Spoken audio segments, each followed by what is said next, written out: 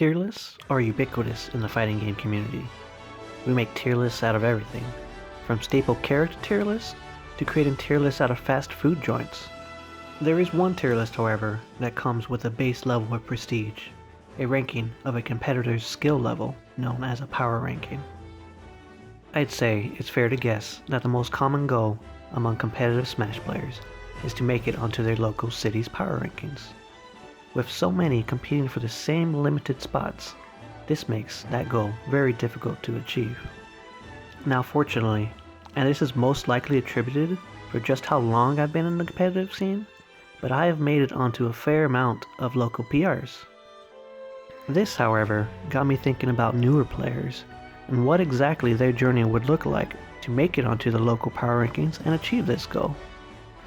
So I set a challenge for myself, using just my fundamental knowledge to make it onto the next season of my local power rankings entirely from scratch, with a character I have never touched before. My name's Magic with Super Smash Boomers, and this is PR from Scratch.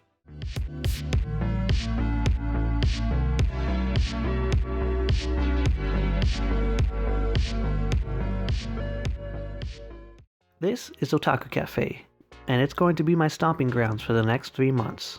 While brainstorming for this challenge, I decided that it would work best if I picked up a high skill ceiling character.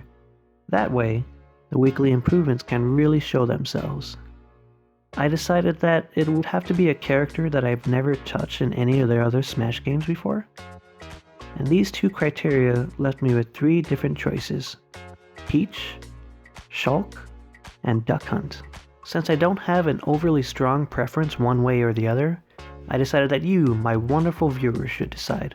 So go ahead and leave a comment down below on which character you'd like to see me pick up.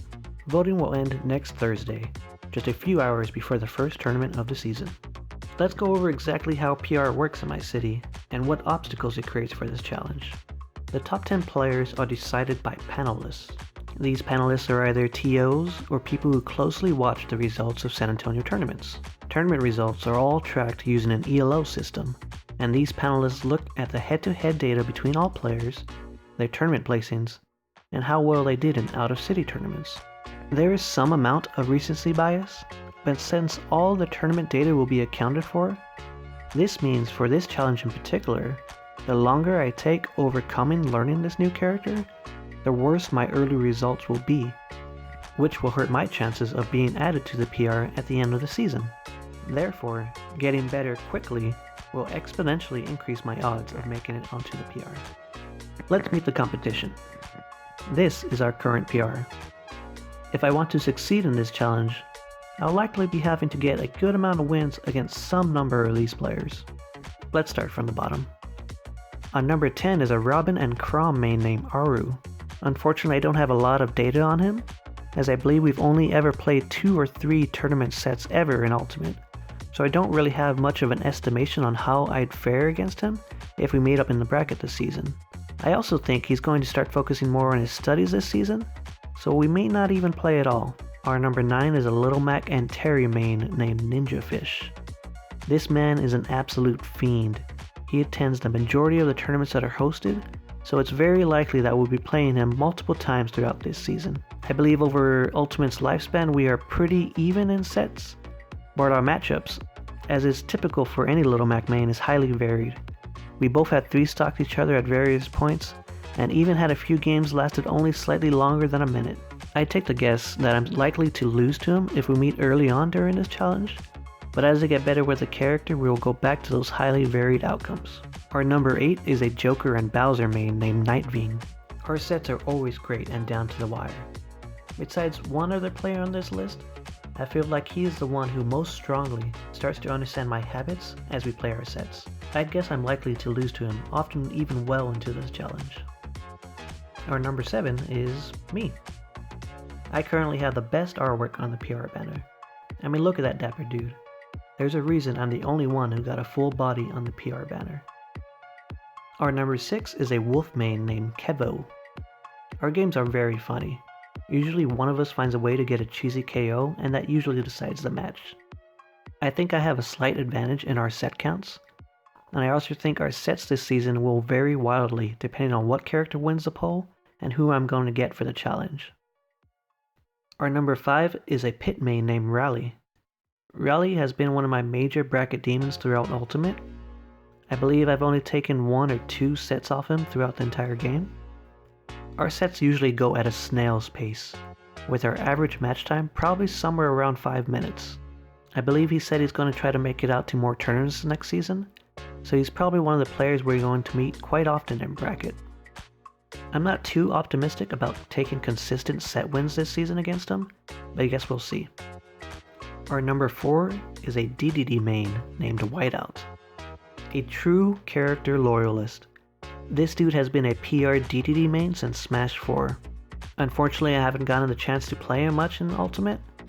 I believe we played somewhere around 4 sets, and I think we're even in sets. I think, however, this has a lot to do with my character having a strong matchup against him. If we do meet in bracket during this challenge, it's certainly going to be interesting to see how the match will go when I don't have a strong character matchup against him. Our number 3 is a Palutena, Inkling, and Lucas main named Phoenix. Similar to Whiteout, we haven't played a lot in Ultimate, and I think we're also even in sets. He is a player who will take advantage of character matchups and will counterpick as early as Game 1 against his opponent. And since his character roster covers each other so well, it's all but guaranteed you're going to be playing a difficult matchup. And because I don't really know what his game plan is going to be against whatever character I end up playing, and because of our low number of set counts, I can't really predict how our sets are going to go during this challenge, if we meet up in bracket at all. Our number 2 is a Ridley and Belmont main named KJ. This man is my number 1 bracket demon in Ultimate. We've played a ton of sets in Ultimate, and he certainly has the higher set count against me. Although I have taken a few sets off him in the past, he is certainly the player who adapts to my playstyle the fastest. But not only that, he's the player who gets the biggest punches off those reads as well. I expect he'll probably be more of the same during this challenge, but I suppose it's possible what I really needed was a character switch against him, so here's hoping that helps. Our number 1 player is a Fox main named Mega Fox. I'm going to lose to this player. This man is an absolute beast and has dominated our scene for several years. But in actuality, we haven't played that much in Ultimate, and the sets we have played have been relatively close matches. I expect to lose my sets against him during this challenge, but would like to play against him more often to use him as a benchmark on how I'm improving with the character. So as I was making this video, our city's new PR came out. In fact, let me just change something real quick. And there. So let's go over the new players that made PR this season. Jopan is our new number 9 and mains Palutena. I believe we're pretty even in our sets, or he might have a slight set count against me. Either way, our games are always great and close. This man has drive. He made it onto PR this season through pure stubbornness alone. If there's one player who has the drive to make significant movement upwards on the PR, it's him. Metallix is our new number 8 and mains Snake and Link. I think it's safe to call myself a bracket demon for him, as I've won every set that we've played. However, I think that's mainly because I played Gamerwatch against his Snake, which is not only a bad matchup for him, but a matchup that I was most familiar with, as my training partner mains him as well. It's certainly going to be an interesting new dynamic in our sets now that I'm playing a new character, so we'll see how that goes. Illusion is our new number 4 and mains Greninja.